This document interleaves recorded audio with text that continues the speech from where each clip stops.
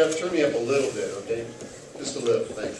Because from when you turned me down a little earlier. All right. That's just between you and me, though. All right. John 1:15. John 1:15. Now, John has a similar problem that Paul has with a particular group of people called the Gnostics. The Gnostics.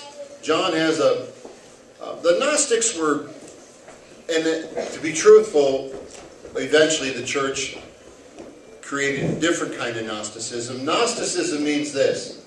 There's special knowledge that some people have, right? Secrets, okay? For instance, to give you an example of what Gnosticism would look like, who are the guys that have the cross symbols like that? What are they? The Masons. Okay, their system is kind of like you come in at a certain place and then you don't get the next stuff to say until you get to that. They don't call them levels. What do they call them? Someone help me out. Degrees, thank you. And that is actually, and I'm not speaking against Gnosticism, I'm just saying that that's a form of it, right? Like there's some, you're not going to know everything, and then you get to a certain place, and you get a little bit more, and then you get to a certain place, and you get a little bit more. As a Catholic boy, we have a kind of Catholicism, has a kind of Gnosticism built into it. The first thing that happens is what? You're baptized, and then you get your Holy First Communion. And then from communion you have the confirmation, okay? And there is this process, and men design this, primarily men, for a reason, because they think that's the best way to bring people into deeper and deeper spiritual understandings.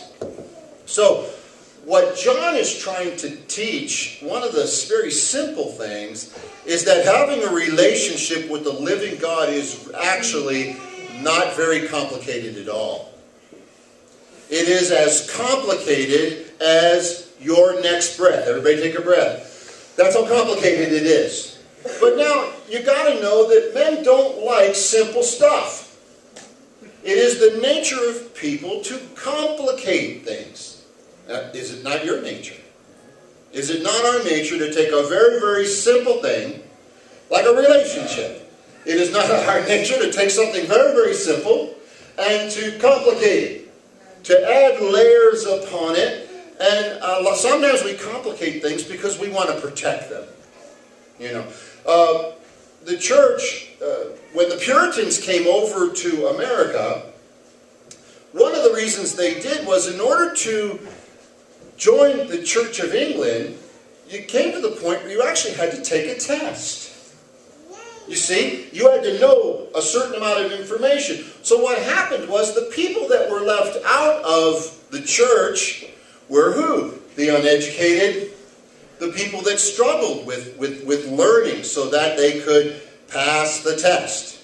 All right? I can remember as a young boy, and I don't know anybody else, my catechism. Anybody here do catechism besides? Oh, very good. And I can remember the nuns coming in. I went to a Catholic school. And it is time for your confirmation. And every week we had I think at least once a week or twice a week, we had catechism class that was taught by Monsignor North, which was Pasadena, and he would come in and teach catechism until you knew the information that was necessary so that you could go in, and then it was a very elaborate ceremony. So Gnosticism is really anything that complicates something that's very, very simple, which is basically a relationship with God.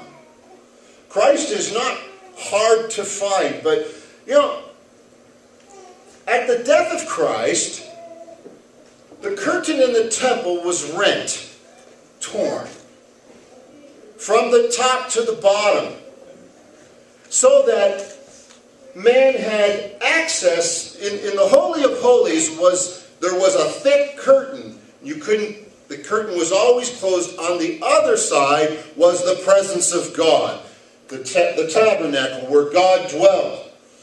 So when Christ dies on the cross, the that thick, thick curtain is ripped. Man has been busy re-sewing it ever since. Okay?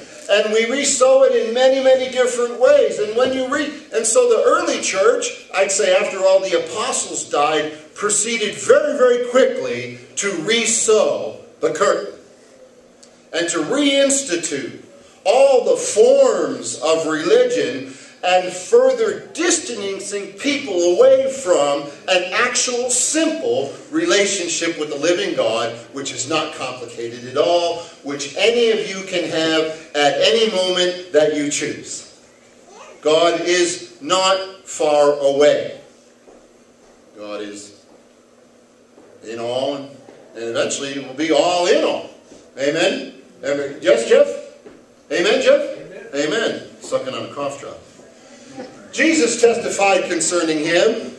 He cried out, John testified concerning him. He cried out, saying, "This is he of whom I said, he who comes after me has surpassed me, because he was before me." Point of truth. Jesus is superior to all things spiritual and temporal. Not Jesus. When I say the word Jesus, what do you think? What comes to your mind? Maybe during this season, what comes to mind is a baby in a manger.